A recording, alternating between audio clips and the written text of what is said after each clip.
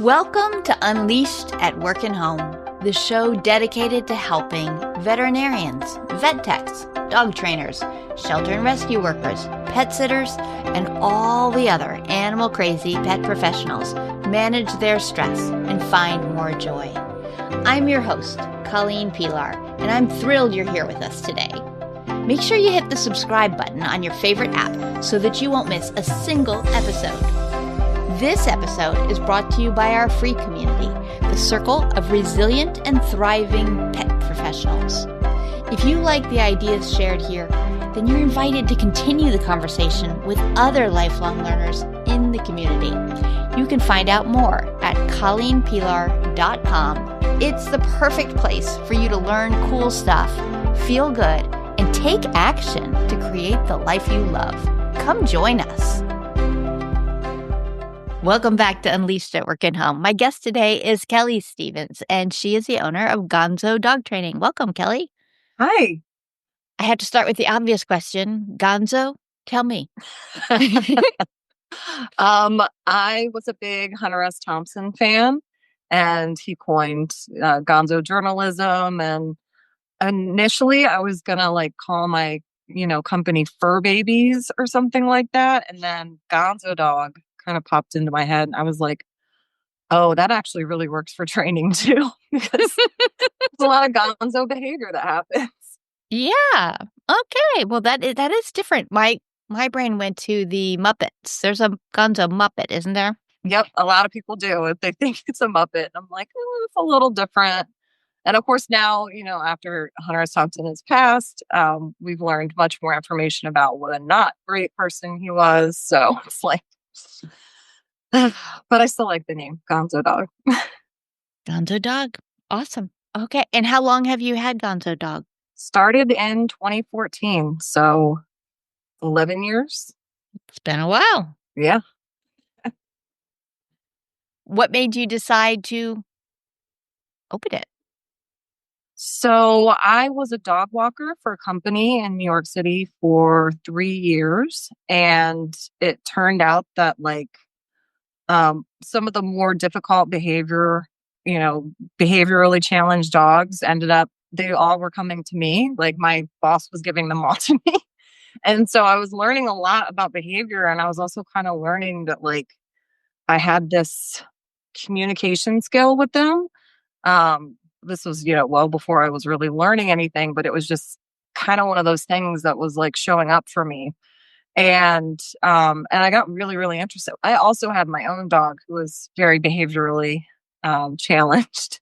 And so I was in the process of learning and then working with so many other dogs. And it really became a passion of mine to sort of figure out what was going on and see, how we could change things. And I started the company thinking that I was just going to be walking dogs and convincing people to train me, convincing people to let me train. It's a two-way street. I train them, they train me. It is. But it turned out that everyone that was calling me was for training. And so, I know a lot more now that I wouldn't have jumped in like that. But I just jumped in with 2 feet and here we are. Yeah. And because of that, you had a desire to learn and you learned more and now you know more. And all of that is true too. So yeah, it's kind of cool. The fact that you were willing to help the people who are reaching for help to the best of your ability, whatever that is at any given time. Yeah. It's that whole saying, the more I learn, the less I know. Oh yeah. So true. It's so true, isn't it? Yeah. I look back on me in the beginning, I was like, oh, I know all this stuff. And now I look back now and I'm like, girl, you didn't know nearly as much as you thought you did. And so I'm grateful for the learning and to be presented with the situations that were like, hey, I don't know what this is. Let me go look it up and see, just learn more. Yeah. I think there's a moment of discomfort, at least for me, when I realized the more you know, the more you need to know, kind of the more there is to learn kind of situation. And then after that discomfort is an experience of peace again, at least for me, of like, oh, there's so much out there and then none of us can know all of it. And okay, okay. So I get to choose what are the pieces I'm going to reach for. And, for my own personal philosophy, the only flaw is if we stop reaching. I don't really care what it is people are reaching for. Like, you're interested in that. Awesome. That does not interest me at all, but you go there. um, and I'll keep reaching for the things I'm reaching for. But that desire to learn, that desire to grow, that desire to change, I think that's what really matters. At least that's my theory on that, of that learning piece of how does it land for you when you kind of I saw agree. that there was more, like, you're never gonna know everything you'd like to know.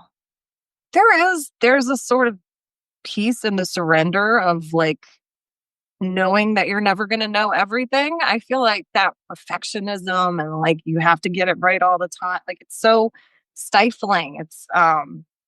Yeah, it's very it's a lot of pressure to try and uphold the appearance that you know everything there is to know about. I'm not even comfortable with the term expert because I'm Mhm. like, expert just, I mean, is it like, does it mean you know more than the majority of people on this subject, or is it, do you know everything about this? Because it's, yeah, so I just want to use that word. Yeah. But That's a yeah, word I've struggled with too, and I was talking to somebody who has very strong opinions that more of us should use the word expert, from the perspective of there are people who have spent, years and years learning their craft, and they should own their expertise, and I have always struggled with like, but I don't know all of it. And she's like, of course you don't know all of it. Nobody knows all of it. And it's a tricky thing. And I think that that is something that women trip over even more than men societally, yeah. that we're not supposed to present ourselves as experts. So yeah, I'm with you there on sort of like, expert. No, not sure. I see myself that way, but to listen to this person argue that more of us should take that spot and claim it, um, it hasn't shifted my own stance. I don't call myself an expert yet, there's but it was there's so interesting to hear. there are so many people out there claiming to be experts who buy, and also what's the definition, like seriously, Exactly. what is the standard, who is, who's making the definition? Hmm. But there's so many people claiming to be that, then I mean, what distinguishes you from any old person calling them an expert? Like I think that's That is, yeah, uh, that is definitely a problem because there are certainly people who are claiming expertise that we do not feel have expertise. and then I mean, like we see this a lot in even the dog training industry. Like you come up with a term or a phrase and it means one thing and then it gets co-opted by people who change the meaning of that. And it's like, why do we keep looking for new ways to say it for it then to just be like lost in the game of telephone? It's Communication, it's tricky. It's Yeah, and tricky. it's such a necessary skill to have or learn as a dog trainer or behavior consultant that like, yeah, it's interesting how necessary that skill is for our job and how difficult it still is between people or I mean it's all a work in progress like but As all of life is, as all yeah. of life is. Well, one question I always like to ask people is, what did you think you were gonna be when you grew up? So, 10-year-old Kelly, what did she think was gonna be her life? Oh, let me see. I mean, I definitely went through the phase of like, I want to be a veterinarian. Um, and then, realizing what that entails and like, um, oh gosh, this is so embarrassing, but I actually wanted to be like a supermodel or an actress. I wanted to be, yeah, those were interesting career path. Like acting, it was like, oh, I don't have to be one thing. I can be all of the things and not really be any of them. Mhm. So, and I went I don't want to say pretty far with that, but I mean, I started out in college in acting. So, and then I very quickly realized that that was not the place for me. And so, um, yeah, and then writing, like, I always wrote and I had one teacher actually once. She was like, writing is your forte. You have to be a writer. And I was like, but that's so boring. And that's actually why I connected with Hunter S. Thompson's work, is because I was like, oh, you can be a writer and write really crazy things. Like, it's not just cause yeah. So yeah. Initially, I think when I moved to New York, it was to follow that dream of like pursuing a career in writing. Um, and then it just very quickly kind of turned, took an exit onto animal behavior. I was like, no, this is something I really connect with. So what were you walking dogs to support yourself while pursuing writing? That was how that happened? Yep. And ironically enough, once I started training, I like, I forget how I did it. It was like answering an ad or something, but I started writing animal welfare articles for like bigger sites, like the Dodo, like freelance writing.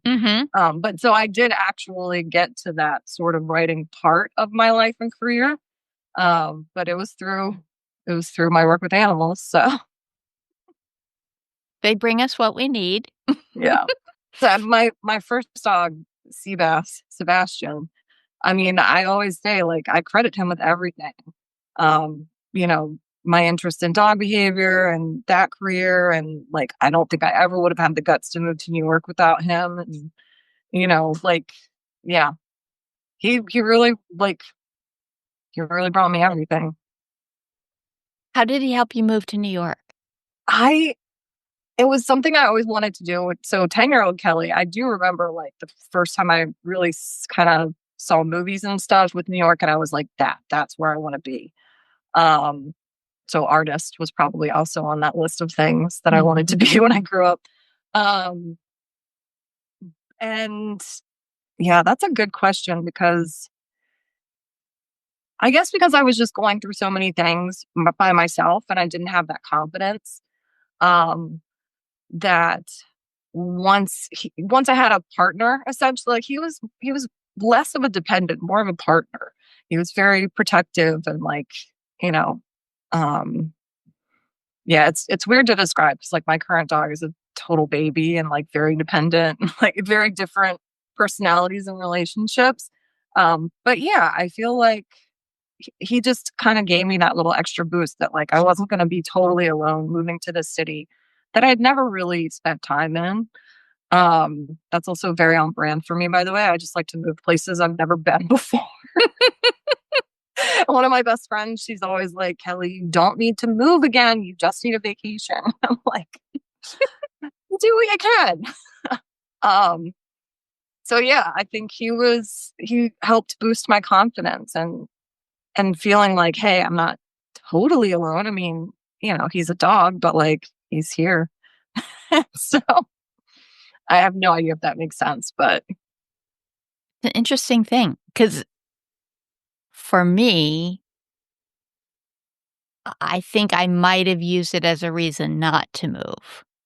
Like, what if it would be hard for him? If I don't know people, what will I do? Like, so I think it's really cool that having him as a part of your life inspired to move as opposed to constricted. Because I think 20-year-old me would have b- thought that the variables were even higher, now that I was trying to make decisions for both of us as opposed to just me, me and my dog. What if he barks? What if he's in the apartment and he barks and the neighbors up? And I think the worrier aspect of me, hopefully the older, wiser me could handle more of that. But the younger me would have had a whole lot of thoughts. oh my gosh, like I wish I had all of your foresight in my 20s, because I was still very me centered at that stage of my life. Like I cared, obviously cared about my dog and his welfare, but I didn't know all the stuff I know now in terms of like, how would this affect that? And so it's like, yeah, I mean, I do remember worrying because like he was a very anxious dog, and here I was like trying to move him to one of the busiest cities in, in the country, in the world, maybe. Um, but yeah, for some reason that wasn't, and it all happened very fast too. I mean, I literally, somebody had a place, I had a room open, and I could afford it. And within 3 weeks, I was there, like put in my 2 weeks at my day job, and just like, I was like, all right, bye, see you guys later. Wow. Yeah. That's cool. It's so interesting to me to talk to people who have such different experiences, because I was so inhibited as a younger person that's just not even on my map to be able to do that. And one of my sons moved to New York 2 years ago, and he was debating, he wasn't really sure, and there was a piece of me inside that was like, "Go, go." But I didn't want to sway his decision either way, and there Yeah. were a lot of reasons not to go. So I kept trying to have conversations with him in which I was saying, like, "I can't be completely objective because I'm your mom." And I'm afraid I'm gonna, like, skew things one way or the other. But he did go, and it was the best thing for him because it allowed him to step into himself and to know that he could do things. He could do things that were a little bit scary and a little bit uncomfortable, and, the me at that age was always looking for the safest possible, smallest steps, you know?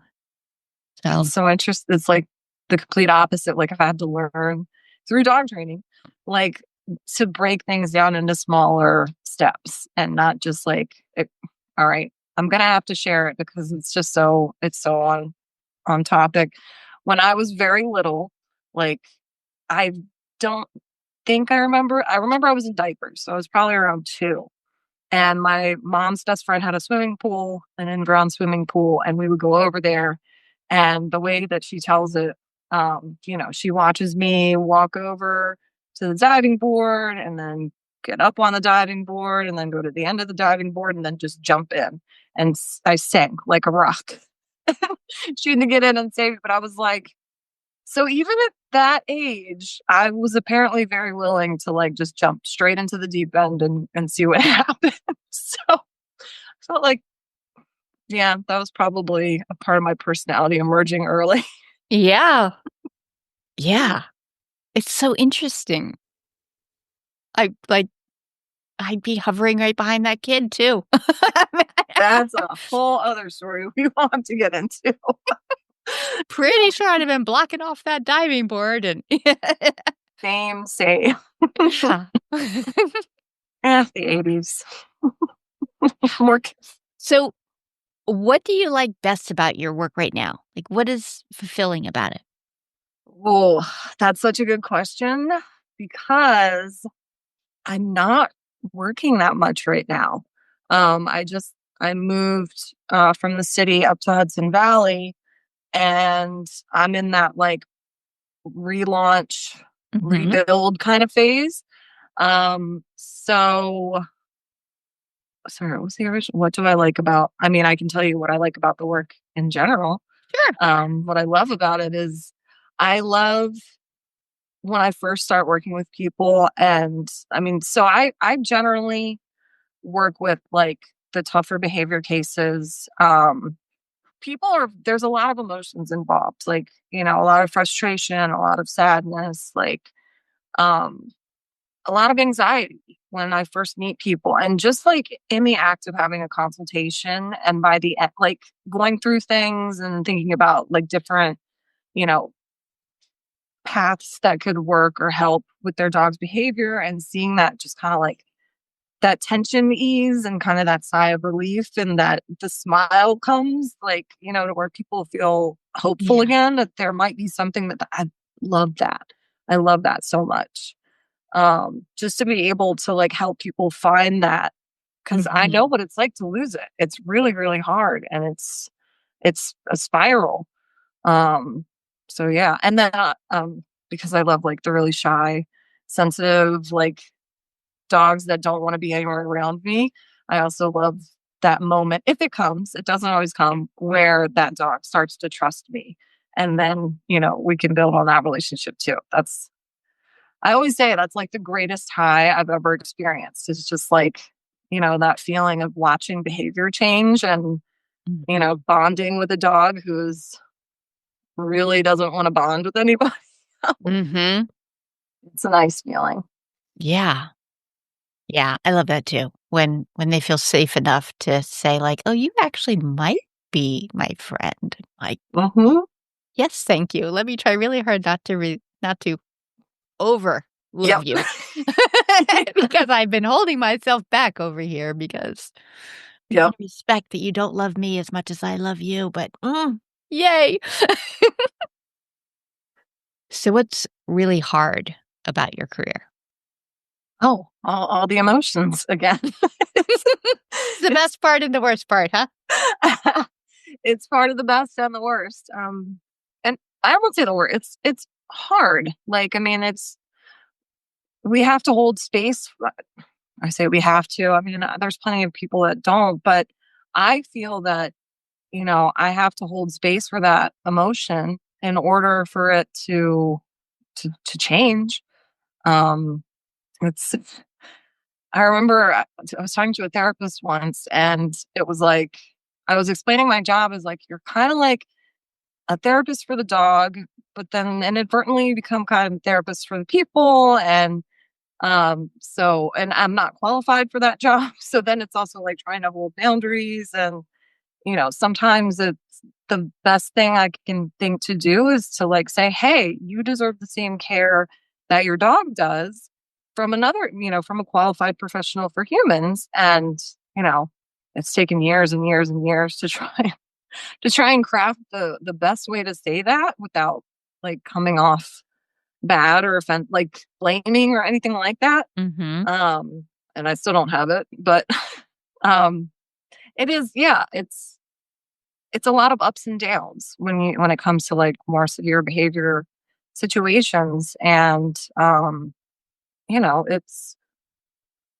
it can be hard. Like there's difficult communication that you have to have. So you really have to have those communication skills in place and hope that, the other person is responsive to that and has those communication skills as well.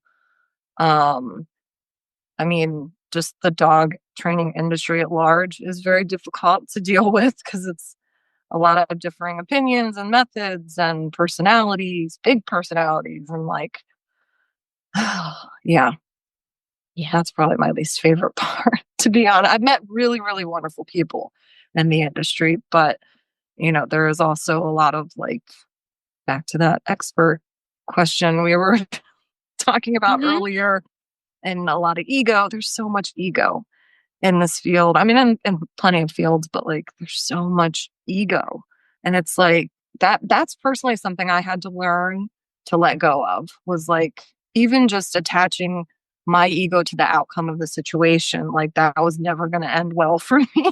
I mean, it might end well sometimes, but like it just had no place in the work. Like, and once I was able to kind of take that out of the situation and just look at things objectively, I always get that mixed up with subjectively.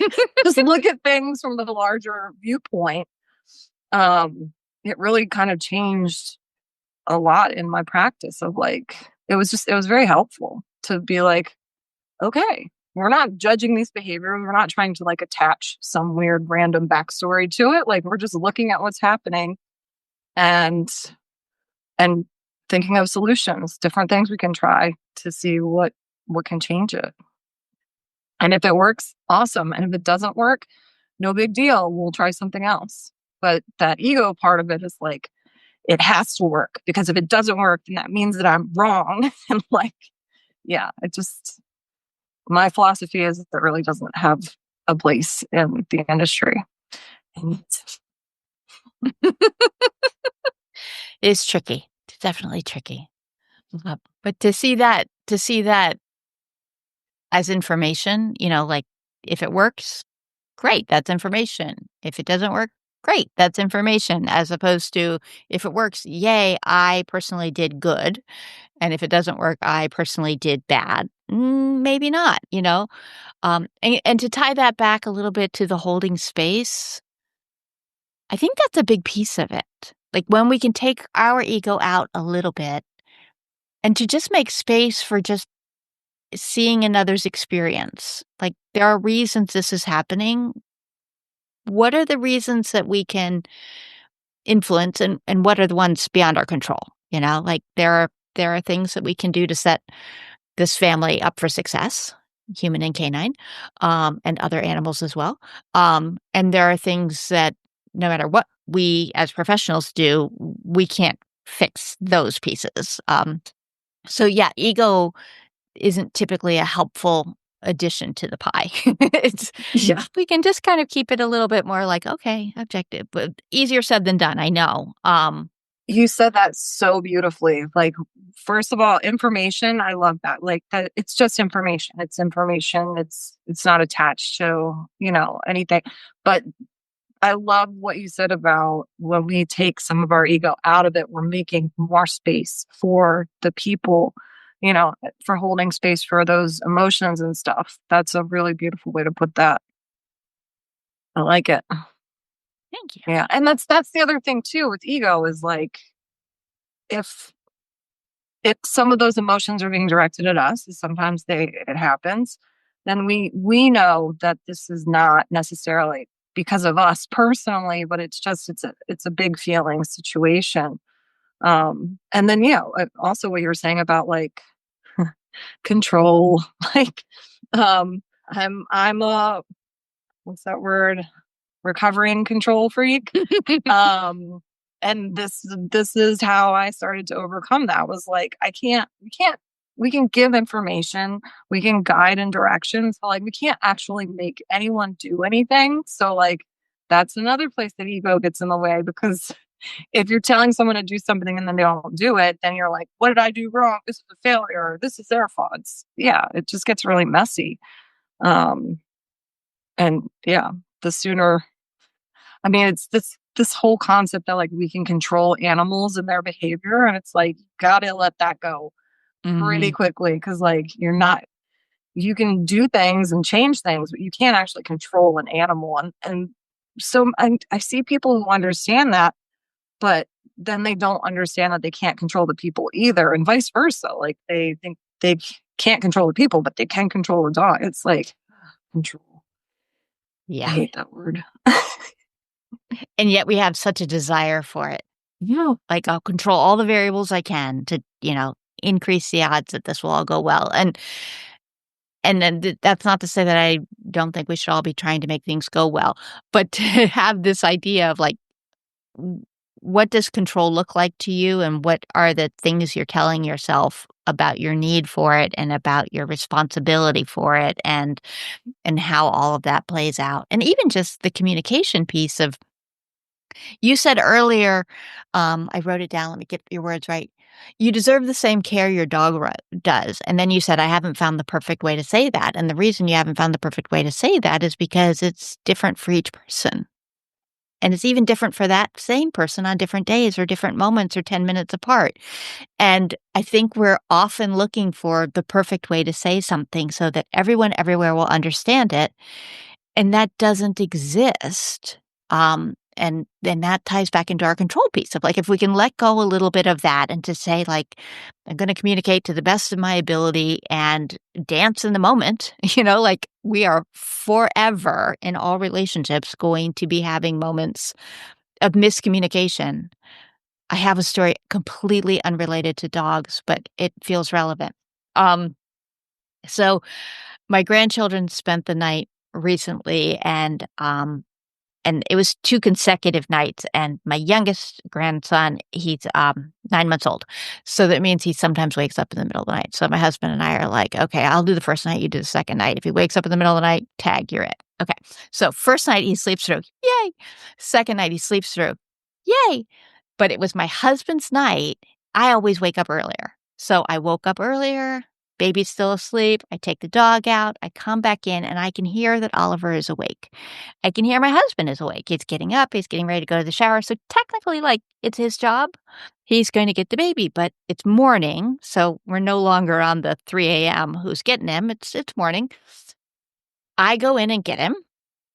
And So my dog has been fed. He's been out. I'm taking care of the baby. I'm feeding the baby. And my husband comes out and he's like a little bit like bristly. He's like, I was going to get him. I mean, he wasn't fussing. He was just awake. He wasn't fussing. And I'm like, well, I know.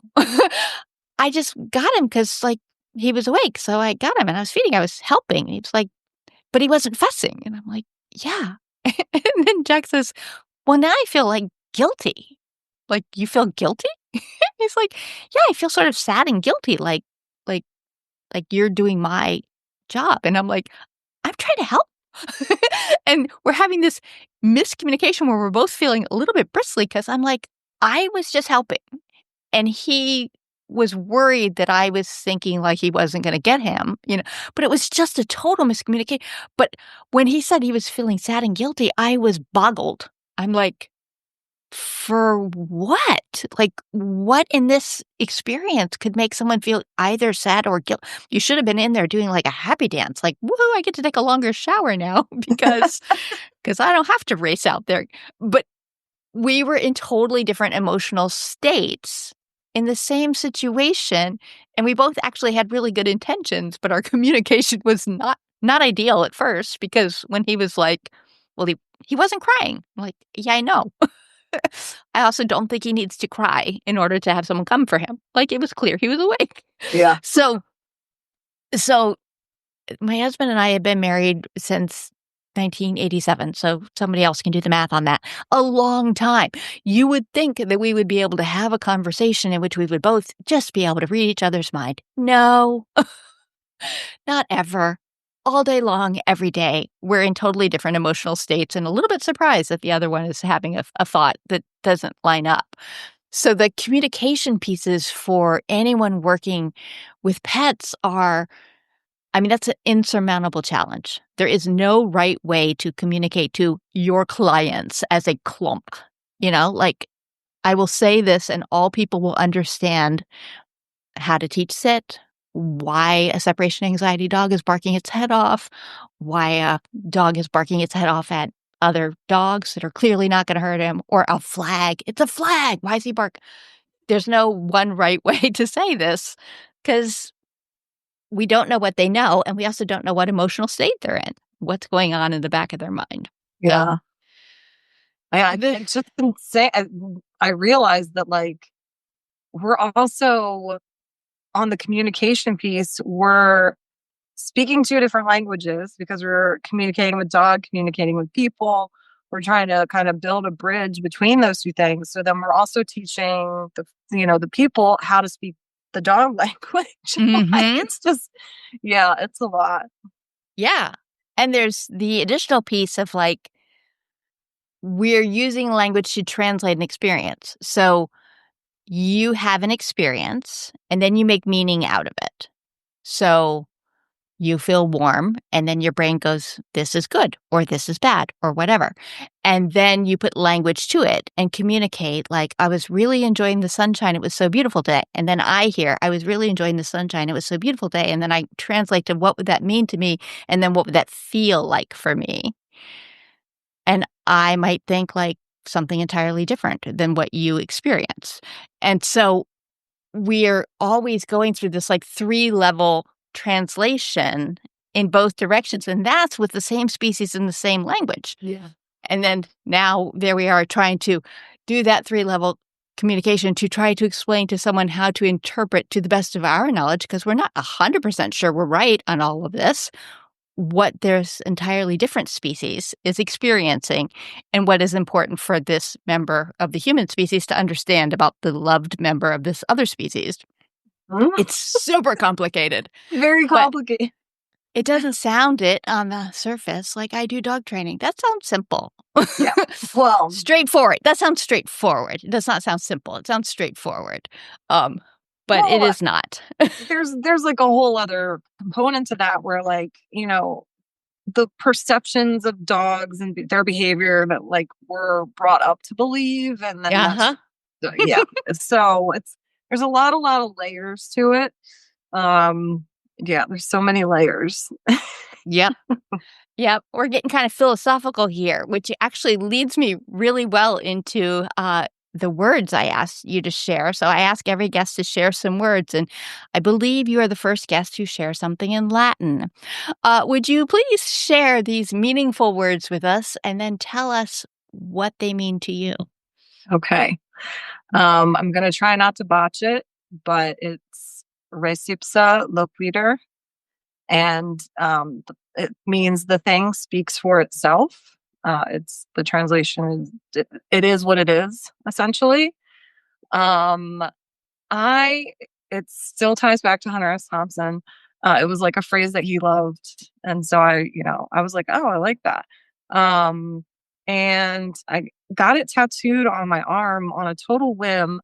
I was living in Austin. I absolutely hated it. I was having a really difficult time there.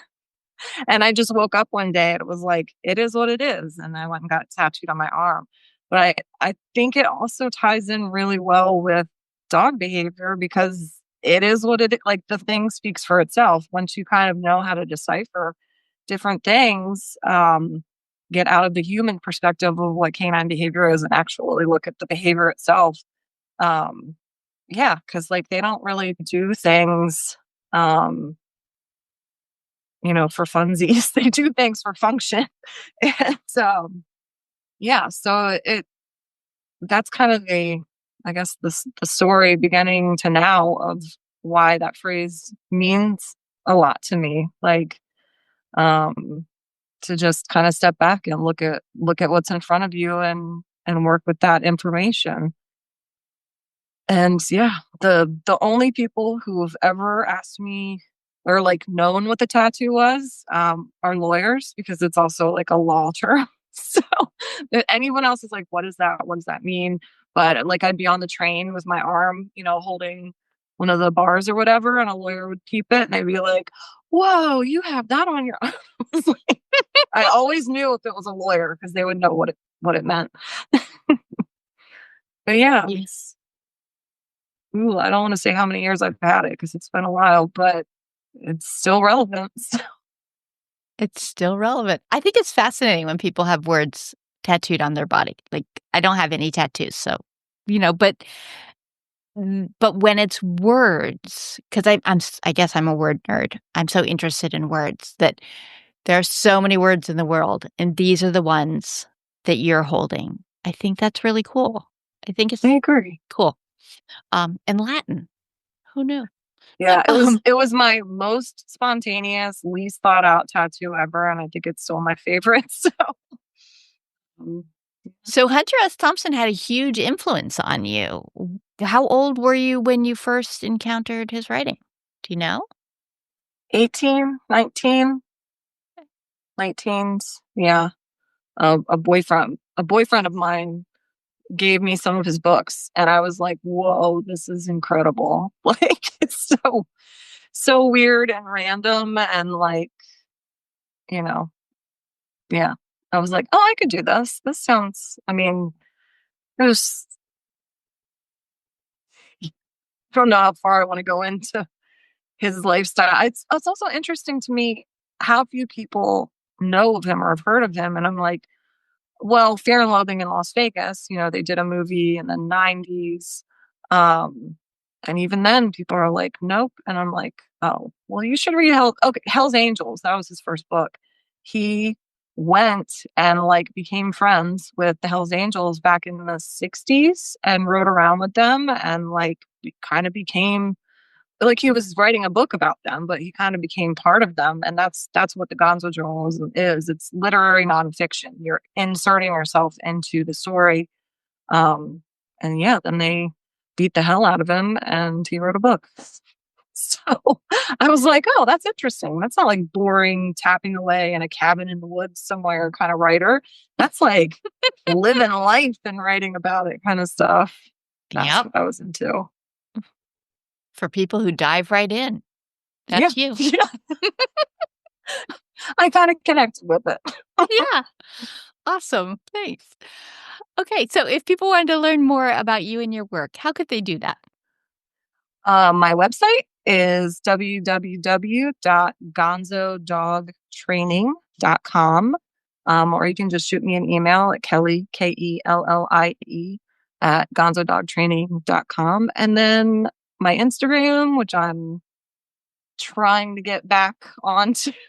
Like, I took a big step back from social media. So I'm not as consistent on there anymore, but that's also Gonzo Dog Training. So those are the best places to find me. Awesome. Thanks. I will link up to all of those in the show notes. Cool. It's been so fun being philosophical with you today, Kellie. I always love this kind of talk, so I really appreciate it. I never know where we'll go, but it's always fun for me to take the journey. So thanks for wandering around with me today. Thank you. Thanks for listening to Unleashed at Work and Home. I invite you to come learn more at colleenpilar.com, where you can be steady, be strong, and be long.